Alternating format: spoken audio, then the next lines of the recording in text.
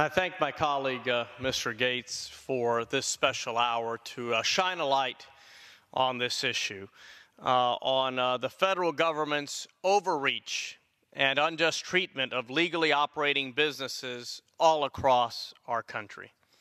Businesses that operate legally and in compliance with their state's laws and regulations deserve a federal government that respects the 10th Amendment of the Constitution. Like my colleagues, I've been disappointed that when it comes to the treatment of these legal marijuana businesses, the current administration, which supposedly respects the federalist model of our government, continues to take such drastic steps to ignore states' rights and the decisions of voters and state legislatures across the country. In the 2016 elections, over 70% of Florida citizens voted to legalize the use of medical marijuana. The two counties that make up my own congressional district in South Florida, Monroe and Miami-Dade, voted in favor of the measure 80.3% and 68.3% respectively. The voices and the votes of my constituents, Mr. Speaker, matter. The 10th Amendment of the Constitution matters. And for those who like to call themselves constitutionalists, the entire Constitution has to matter, not just the parts that are convenient at a given time. In addition to the witch hunt opened up by the Attorney General's actions last week, current federal law also prohibits these businesses from deducting the common expenses associated with running a small business when they file their taxes. Expenses necessary to running a business like rent, most utilities, and payroll. Simply put, this rule places legitimate enterprises, which have been established under state law, at a major competitive disadvantage where legal employers are paying exorbitantly higher effective tax rates. That's why I introduced H.R. 1810, the Small Business Tax Equity Act, last year. This bipartisan bill amends the tax code to allow legally operating marijuana businesses to utilize common tax deductions and credits, thus providing them with tax parity. The federal government should not be ignoring states' rights and the decisions of voters and state legislatures across the country.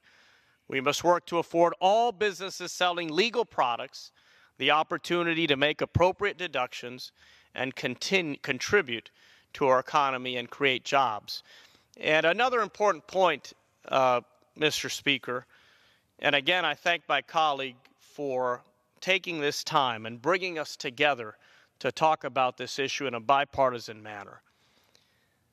The best ally that those who are operating illegally, the drug cartels, the drug traffickers who do not pay any taxes, who target children, the best ally they have are the policies that the Attorney General has embraced. Because what happens, Mr. Speaker, is that these legally operating businesses can no longer compete, and that people turn to the black market. So hopefully, inadvertently, I hope inadvertently, the Attorney General has actually done a great favor to those who operate outside the law and is punishing those who are actually trying to control this substance, to keep it away from young people, to make sure that only those that have permissions from their states, prescriptions from their doctors, can access this substance. So I am, again, so grateful to join my colleagues tonight to call on the Attorney General, on this administration, on this president, who when he campaigned said, I will defer to the states, I will respect the states. And in this case, a state like Florida, which voted for the president, also voted 71% to allow medical marijuana in our state, all the way from Key West to the Panhandle. The residents of Florida deserve to be respected.